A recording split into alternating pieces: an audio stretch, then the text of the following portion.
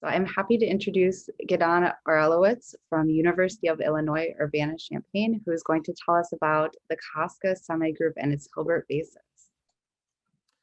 Thank you for the introduction, and thank you for helping to run this whole event.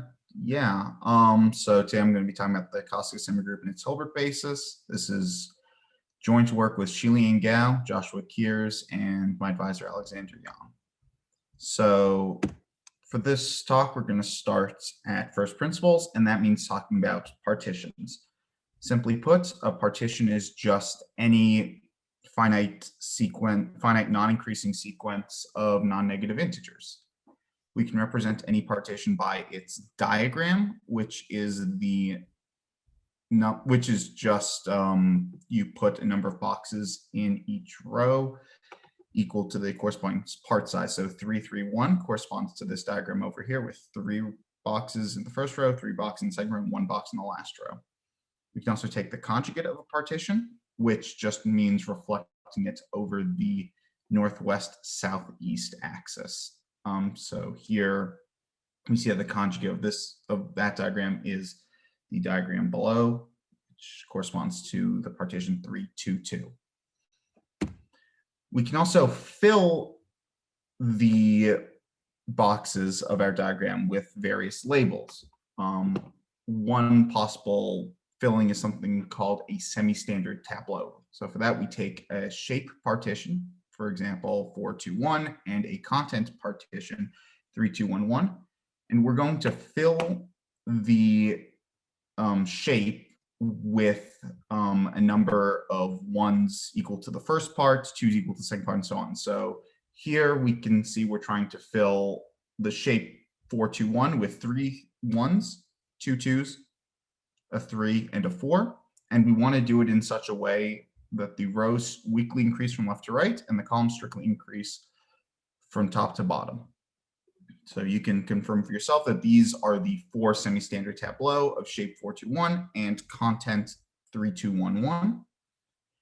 And we're going to call the number of such semi-standard tableau the Kostka coefficient. So therefore, the Kostka coefficient for 4, 2, 1, 3, 2, 1, 1 is going to be 4. So why do we care about the Kostka coefficients? Well, they have a number of applications in various parts of math.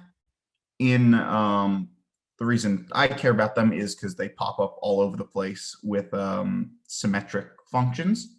Specifically, they're the transition matrix from the symmetric monomial basis to the Schur functions, and also from the Schur functions to the homogeneous basis.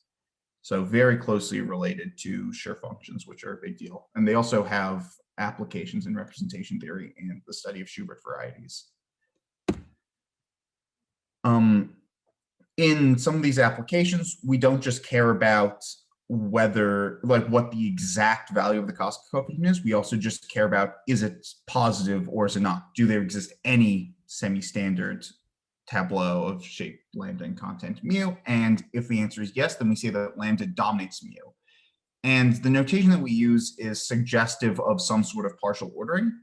And that's not an accident, because it turns out that dominance order is actually a partial ordering, and it's actually incredibly well understood. It's easy to check whether lambda dominates mu without actually going through the whole rigmarole of filling up shape lambda with content mu. It turns out that the only 2 conditions are that the sum of all the parts of lambda has to equal the sum of all the parts of mu. You have the same number of labels as boxes. And also the kth partial sum of lambda has to be at least the size of the kth partial sum of mu for all k. So in this example, we can see 6 to 1 dominates 3, 3, 3, but 6 to 1, 5, 4, 0 are incomparable because the first partial sum, the former is greater than the latter, but for the second partial sum, the second one is greater than the first one. So they're incomparable. And for the second example, 4 to 1 and 3 to 0 are incomparable just because the sum of the parts for each of them are different. Another useful thing to note about dominance order is that if you have 2 partitions that each dominate 2 other partitions, then the sum of the first 2 dominates the sum of the second 2. It has this sort of additive structure. And if you look at the set of all pairs such that the first one dominates the second one, you actually get what is called a semigroup structure, which just means that's closed under some addition, but it doesn't have to have it doesn't have to have like inverses like regular groups. This is called the Kostka semigroup, which is just Kostka RZ. And it turns out that this semigroup is what is known as a pointed cone. The exact definition isn't very important for this talk, but what is important is that what that means is that we have a unique minimal generating set of irreducible elements, which we call the Hilbert basis. Essentially, the Hilbert basis is the set of elements of the cone that you can't break up any further, but everything that's in the cone you can just express as some sum of these generators, essentially. So if we can understand the Hilbert basis, we can understand the whole cone. So we would like to exactly classify the elements of the Hilbert basis. And just for example, when r is equal to 4, these are the 19 elements of the Hilbert basis. I mean, they seem kind of random. Like some of them like just look like columns, but not all of them. Some of them are rectangles, but not all of them. There doesn't seem to really be a clear pattern. So to talk about this any further, we actually have to take a quick detour into complexity theory. So a decision problem is just any problem where the answer is true or false, is a certain number prime, and so on. And we say that a decision problem is in NP is if you can verify a solution in polynomial time to some witness. What does that mean? Well, for example, let's consider this problem. We have a set 1, 2, 5, 9, 15, and we want to know whether there's a subset that sums to 12. That's, I mean, I don't really know of a way to do this other than just going through every subset until you find one that works. But if somebody came up to you and just gave you the set 1, 2, 9, you could confirm pretty quickly that, oh, that's a subset and it also sums to 12. So you'd be done. And that's an NP problem. If like an angel were to descend from heaven with some witness, you could confirm very quickly that this problem is solvable. And the hardest problems that are in NP are known as NP complete. What does it mean to be the hardest ones? It means if you could solve an NP complete problem in polynomial time, you could solve any problem that's in NP in polynomial time, and you would also get $1 million, and you would also have your name in every computer science textbook till the end of time because you would have solved the famous P equals NP problem in computer science. So in particular, subset sum, which asks if there's a subset of a given set that sums to a given number, is NP complete. So, I mean, no surprises. This is foreshadowing the fact that it turns out classifying whether a given element of the cone is in the Hilbert basis is an NP complete problem, because it turns out if you had a polynomial time solution for Kostka Hilbert, you could actually use that to construct a polynomial time algorithm for subset sum. So it's at least as hard as the hardest class of NP problems. So it has to be in that hardest class as well. So probably it's not, considering that we are not the greatest computer scientists of our age, probably fruitless to exactly classify the Hilbert basis. So let's maybe set our sights a little bit lower. Is there anything that we can say about the Hilbert basis? And it turns out that we can. So if we go back to the Hilbert basis, we notice that lambda, the partition on the left, lambda 1, which is the first row of that partition, is never more than 4, which is also equal to, like, which is our R in this case. And the only times when it's equal to 4, lambda and mu are actually conjugate rectangles. And it turns out that that's true in general. So obviously that's not a sufficient condition. I mean, there are plenty of pairs of partitions with that condition that aren't in the Hilbert basis, but it's at least something that we can say.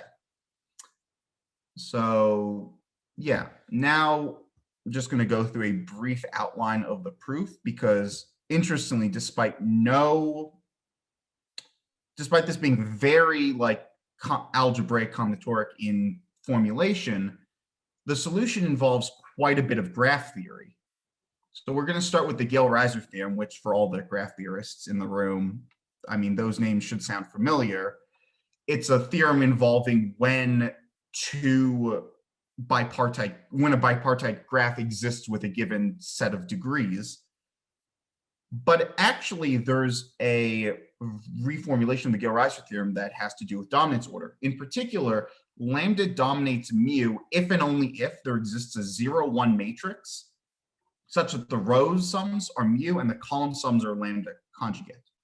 Here's an example.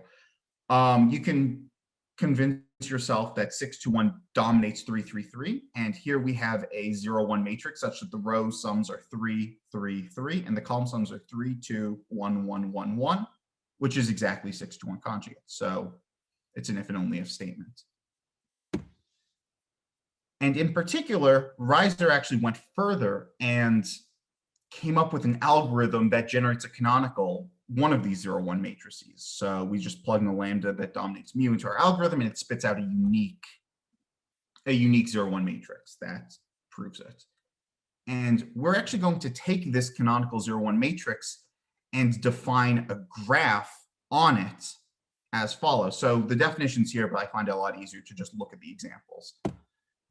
The first thing we're going to do is take each row of our matrix and subtract from it the row below it. So this matrix becomes just like this anti-diagonal matrix here. And then we're going to draw a vertical edge from each one to each -1 in the same column.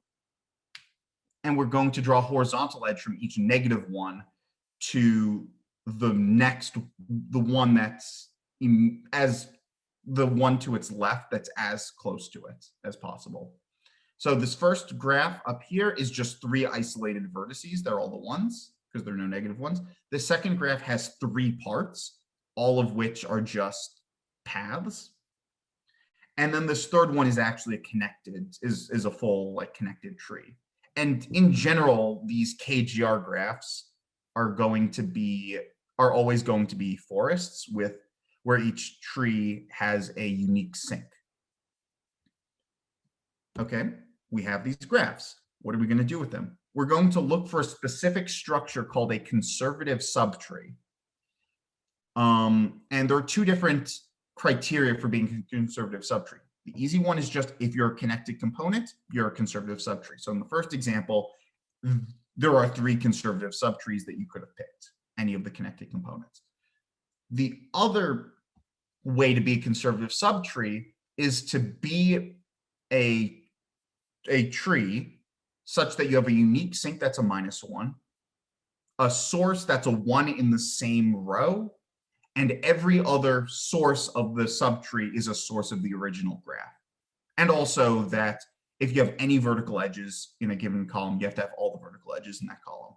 So you can convince yourself in the second example, this is actually the unique conservative subtree for this KGR graph. So cool, we've defined conservative subtrees. What does this mean? Well, it turns out that if you have a conservative subtree, you can't be in the Hilbert basis. Which is pretty interesting, though tamping expectations, this is not an if and only if statement, because then you would have an exact classification of the Hilbert basis, which, as we've said before, doesn't at least easily exist. We don't expect one to be easy to find, but there are examples of things that are not in the Hilbert basis that don't have a conservative subtree. But still, we're able to, we've been able to show that if lambda1 is greater than r, then the KGR graph has to have a conservative subtree. And the way we do this is if it's disconnected, then any connected component is a conservative subtree by definition. And if it's connected, then we can actually use the pigeonhole principle to force 2 horizontal edges to be in the same row, which forces a conservative subtree. And using this, and then like a similar argument for the case where lambda1 is equal to r, we're actually able to show the original with bound. So in conclusion, so we have these Kostka coefficients that are useful in a bunch of different areas of math. And if we look at the cone generated by them and the Hilbert basis of that cone, then we're actually able to use a lot of graph theory results. So like looking for specific subgraphs of a forest, and also just using the Gale-Reiser theorem, we're actually able to turn this into a graph theory problem and then come up with some necessary conditions for the Hilbert basis. So in the future, we're looking to see if there are any other things we can say about the Hilbert basis using these KGR graphs. And also, we're wondering if similar results this could be used for other cones. For example, the one generated by the Littlewood-Richardson coefficients would be the one that we're most interested in. Thank you. Anyone have any questions? All right, let's thank our speaker for a fantastic talk. And are there any questions for Gidon? I might have one. Can you go back to the slide where you first talked about the Hilbert basis of this Kostka semigroup? The Hilbert basis, yeah. Here. So what, I guess my question is, what does an irreducible element in this semigroup look like? Because maybe that's not intuitive to me. Basically, so we have this additive structure on this semigroup. So like you can take two elements and add them together, and you can think about reducing an element by expressing it as the sum of two other elements that are in the cone.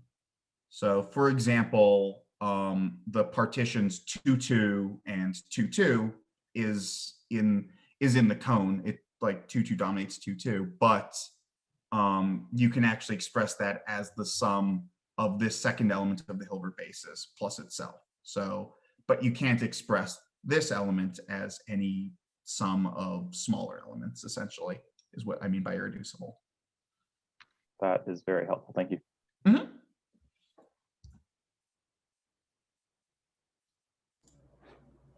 Are there what any... does the I have a quick question, which is in your notation Kostka Z sub 4, what does the R mean? Yeah, so yeah, maybe I should have mentioned that. So here it's the R is just the subscript for this. It's essentially the maximum number of parts that your partitions are allowed to have. So in this case, no partitions are allowed to have more than 4 parts. Okay, thank you. Mm-hmm. But yeah, you can also imagine that, like, I mean, you have a pretty simple containment of these cones, so you could take like R goes to infinity, but then you don't have this width bound anymore because yeah. Mm-hmm.